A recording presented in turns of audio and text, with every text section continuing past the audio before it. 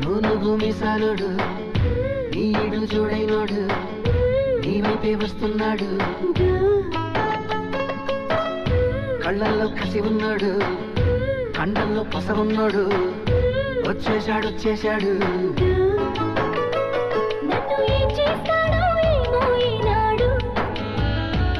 లంక బిందెల్లో నా పాలే పూసి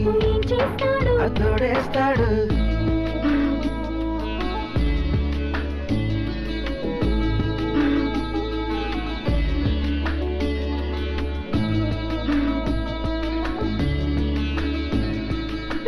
చెంగు చాటు బింది పెట్టి